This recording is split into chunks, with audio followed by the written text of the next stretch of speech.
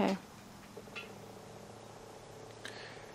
Today is the last day of winter, 2012, and what you're looking at is a little heat gun which registers the temperature of things that I point this little red dot at.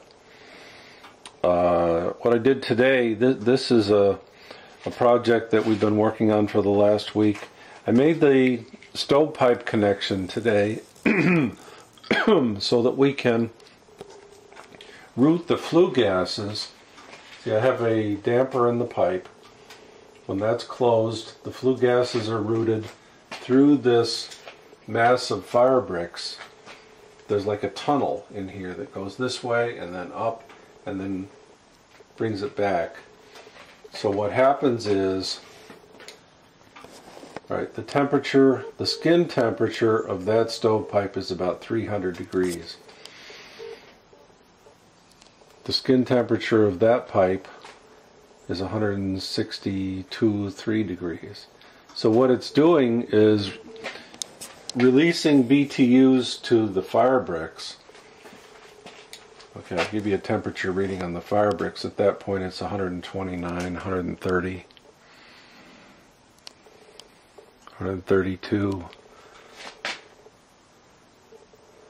So this is one very warm mass of fire bricks. I started the fire 4.5 hours ago. This was 62 degrees. All of these bricks, all these fire bricks were 62 degrees. So it's raised the temperature, 68 degrees since then approximately. So what this will do is, when the stove goes out, when the fire goes out, during the night, this will continue to radiate heat back into the space. Particularly these bricks, which are so close to the stove, almost 160, there's 160. This block of granite, 151. I mean, that's within a foot of the stove. So those are mighty hot. Okay?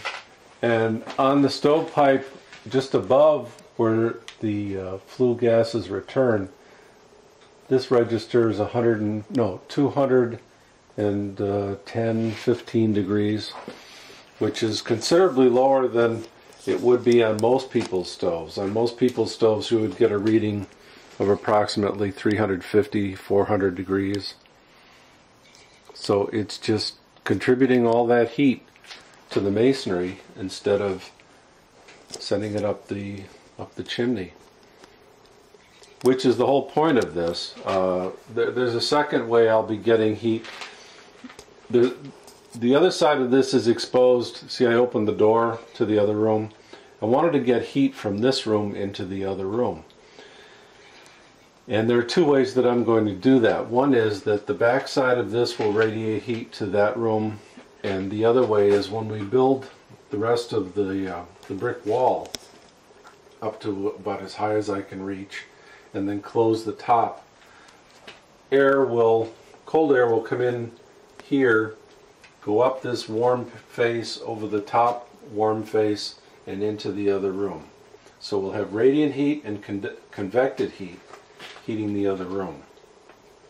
It's interesting, this is supported by a steel plate at about this height. And you won't be able to see the heat gun, but the steel plate also started out at 62 degrees. It's 102 degrees now. So that's going to be warming the firewood in this area here. So this is the first time I've fired this up. Excuse me.